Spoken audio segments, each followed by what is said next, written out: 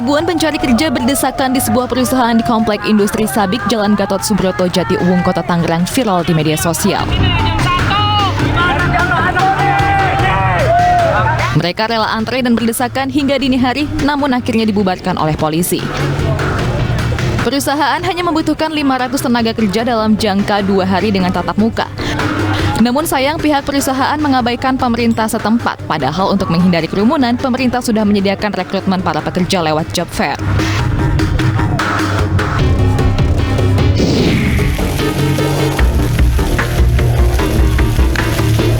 Padang rumput di Mbai Nagekeo, Nusa Tenggara Timur terbakar. Kebakaran ini nyaris menghanguskan sejumlah rumah warga dan aliran listrik terputus karena kabel listrik terbakar. Kebakaran sabana diduga akibat ulah pengendara motor yang membuang puntung rokok sembarangan. Warga pun berusaha keras memadamkan api dengan memukulkan ranting pohon dan akhirnya padam.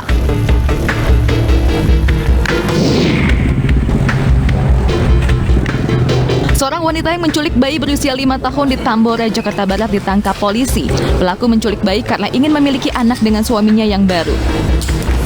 Ia bersama suaminya ditangkap polisi di rumahnya di Dusun Pangkerep, Kabupaten Sampang, Jawa Timur setelah 4 hari membawa sang bayi ke kampung. Orang tua korban tak menyangka anaknya dibawa lari pelaku, namun keberadaan bayinya diketahui dibawa oleh pelaku setelah ada gambar mirip anaknya di salah satu media sosial.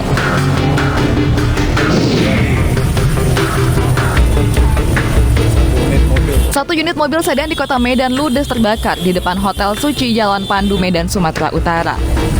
Pengendara mengaku mobilnya selama ini tidak ada masalah, namun diduga ada kabel yang sobek dan mengakibatkan korsleting.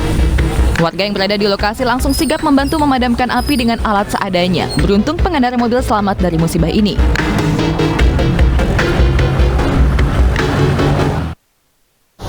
Ya, demikian tadi berita pilihan Anies Waim. Tetap waspada dan pastikan kendaraan Anda dalam kondisi baik ketika berkendara. Kita beralih ke informasi selanjutnya. Sebuah truk box tanpa muatan terperosok ke parit hingga terguling di ruas jalan Las Labasang, Polewali Mandar, Sulawesi Barat. Diduga kecelakaan terjadi karena sopir hilang konsentrasi.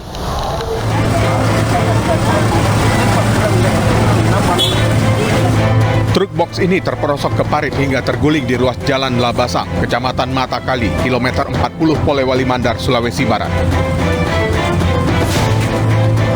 Truk box tanpa muatan ini mengalami kecelakaan setelah menempuh perjalanan dari Palu, Sulawesi Tengah menuju Kota Makassar, Sulawesi Selatan. Sebelum terguling, truk menabrak 2 motor yang terparkir di sisi jalan. Beruntung saat kejadian pengendara motor tidak ada di tempat. Sopir truk mengaku kehilangan konsentrasi saat mengemudikan kendaraannya. Tidak sadar, Mak. Hilang pengaruh langsung ke orang bayangan atau begitu. Tidak sadar begitu. Satuan Lalu Lintas Polres Polewali Mandar yang tiba di lokasi langsung mengolah TKP. Jadi kami menduga bahwa supir ini mungkin kelelahan atau mengantuk dalam perjalanan dari Palu ke Makassar. Tidak ada korban jiwa ataupun luka dalam kejadian ini, sedangkan sopir truk telah diamankan di kantor polisi.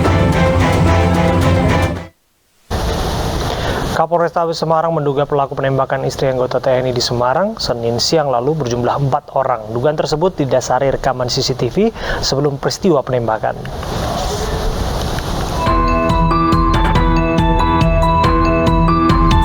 Dalam rekaman CCTV di Jalan Camar pada Senin siang, terlihat 4 orang mengendarai 2 sepeda motor. 4 orang berpakaian tertutup dan berhelm rapat, terlihat santai di pertigaan jalan sambil memainkan ponsel. Polisi menduga kawanan pria itu merupakan pelaku penembakan Rina Wulandari, 34 tahun, yang ditembak di Jalan Cemara 3, Padang Sari, Semarang. Korban merupakan istri dari Kopral 1 Muslimin, anggota TNI dari Kesatuan Arhanud. Dalam rekaman, mereka datang menggunakan 2 sepeda motor berboncengan. Diduga mereka sedang menunggu korban melintas usai menjemput anaknya dari sekolah. Dari keterangan sementara yang kami dapatkan dari saksi di TKP, setidaknya ada 2 kendaraan roda 2 yang dicurigai sebagai pelaku, dan kemungkinan pelakunya lebih dari 2 orang, minimal 3 orang. Hingga kini, petugas gabungan dari Polrestabes Semarang bersama Denpom 4 Diponegoro tengah memburu keberadaan keempat pelaku. Sementara motif penembakan belum diketahui.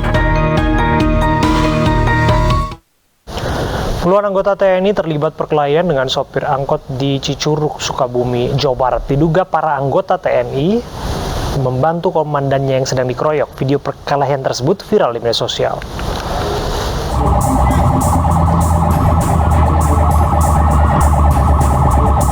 Video yang memperlihatkan puluhan anggota TNI membantu komandannya yang dikeroyok viral di media sosial. Puluhan anggota TNI ini terlibat keributan dengan sopir angkot di Cicurug, Sukabumi, Jawa Barat.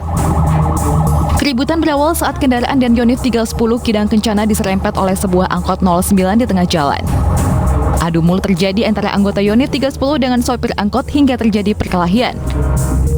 Komandan batalion yang berusaha melerai perkelahian juga mendapat serangan dari sopir angkot lainnya. Tidak lama kemudian, 2 truk berisi puluhan anggota TNI tiba di lokasi dan memberikan bantuan kepada rekannya yang dikeroyok oleh para sopir angkot. Akibat kejadian ini, 5 orang sopir angkot yang terlibat pengeroyokan diamankan petugas. Pemirsa, fenomena remaja SCBD bukan hanya menjadi keunikan tersendiri, tapi juga mendatangkan keresahan. Sejumlah remaja SCBD ditemukan tidur di jalur pedestrian di dekat stasiun Sudirman, Jakarta, dengan alasan mereka ketinggalan kereta.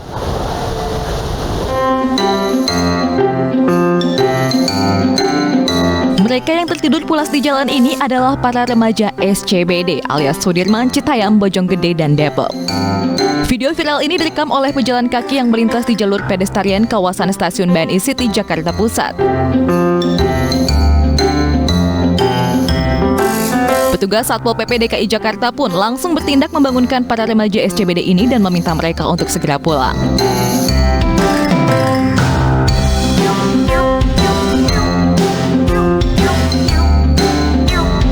Nggak pantas aja, takut aja saya ngeliat dia kemarin.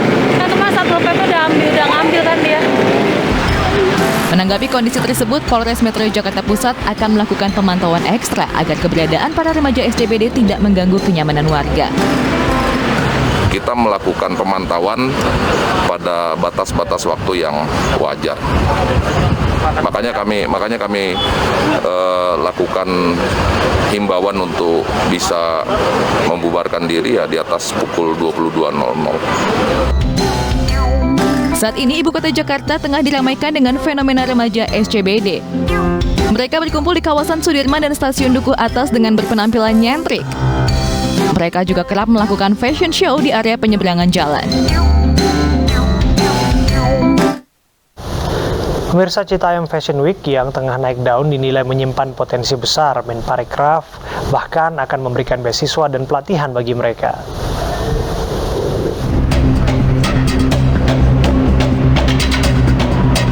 Beberapa waktu belakangan, kawasan Sudirman menjadi perbincangan publik. Istilah Citayam Fashion Week tiba-tiba populer. Jika biasanya kawasan di pusat ibu kota ini didominasi pekerja kantoran yang berlalu lalang, kini kawasan Sudirman seolah menjadi lokasi nongkrong baru bagi remaja-remaja dari luar Jakarta. Bahkan istilah SCBD kini diplesetkan menjadi Sudirman, Citayam, Bojonggede, dan Depok karena banyaknya anak muda dari sana yang mengunjungi kawasan ini. Tidak hanya sekedar nongkrong, para remaja ini seakan saling adu modis. Mereka berlomba-lomba menggunakan pakaian yang nyentrik dan menarik perhatian ala street fashion. Menparekraf Sandiaga Uno berharap fenomena ini tak hanya berlangsung sesaat saja. Kemenparekraf akan menyediakan beasiswa dan pelatihan kerja untuk mengembangkan dan memfasilitasi kreativitas para remaja ini. Istilahnya jangan sampai jadi one hit wonder. Nah, oleh karena itu seperti fenomena Harajuku, fenomena mungkin Ginza di Jepang, atau fenomena style di Manhattan 42nd Street, kita harus menginstitusionalisasikan dengan peningkatan pengetahuan dan juga edukasi kepada mereka dengan skill-skill baru, upskilling, reskilling, dan new skilling.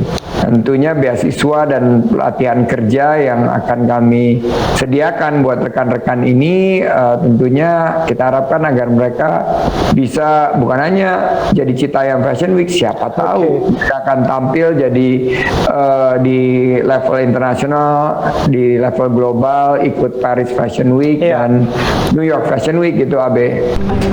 Fenomena ini pun dinilai sejumlah pihak memiliki potensi untuk menjadi wisata di kota Jakarta. Adanya perubahan zaman gitu kan, modernitas, di mana anak-anak muda ya kan, mereka ingin lebih mengekspresikan diri mereka dengan menunjukkan identitas-identitas sosial, baik itu secara seks, gender, ataupun lewat fashion tadi.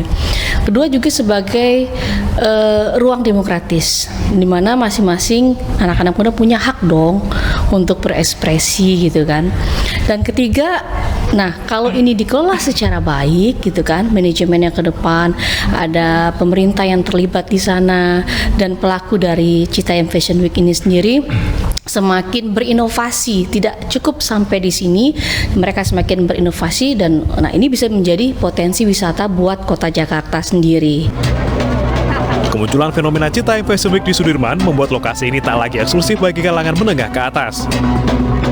Tak hanya itu, kehadiran para remaja ini juga sedikit banyak membawa manfaat ekonomi bagi warga. Mirsa, jangan kemana-mana, News Prime akan kembali usai jeda. Tetaplah bersama kami.